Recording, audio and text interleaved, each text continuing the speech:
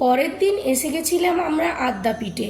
এটা ছিল আদ্যাপীঠের front gate, মানে যেখান দিয়ে আমাদের প্রবেশ করতে হবে। আমি, তনুমা, জামাইবাবু, ছোটদি, আমরা চারজন এসেছিলাম। শুভমের যেহেতু কলেজ ছিল, তারপরে ওর টিউশন ছিল, তো ও আসতে পারেনি।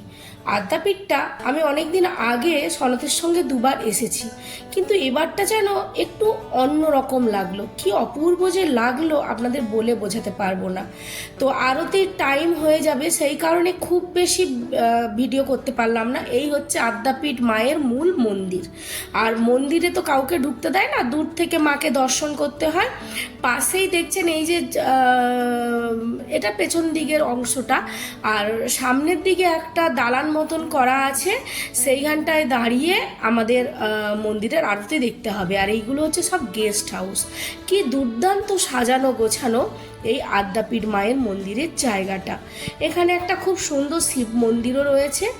আর পেছন দিকটায় যে মন্দিরটা দেখালাম, ওখানে রয়েছে, মানে ওর পেছনটায় ঠিক খাওয়া দাওয়ার ব্যবস্থা রয়েছে। দুপুরবেলা খাওয়া দাওয়া দেওয়া হয়, আর সন্ধেবেলা সবাইকে ভোগ দেওয়া হয়। তো সেই দিন আমরা পেয়েছিলাম পোলাও, পায়েস আর ভোগটা। আর বাড়িতে এসে আমি বানিয়ে নিয়েছিলাম কাশ্মীরি আলুর দম। তো দুর্দান্ত রাতের খাওয়া দাওয়া আমরা করলাম। এই হচ্ছে সেই সুন্দর শিব মন্দিরটা। শিব মন্দির দর্শন করেই আমরা কিন্তু আরতির জায়গায় চলে আসব। আরতির সময় ভিডিও করা বারণ, তাই আমরা ভিডিওটা আপনাদের করে দেখাতে পারবো না। ঠিক মন্দিরের উল্টো দিকেই একটি দালান রয়েছে, আর এটা একটা মানে বই টই এইসবের বিক্রি টিক্রি হচ্ছে এই জায়গাটায়।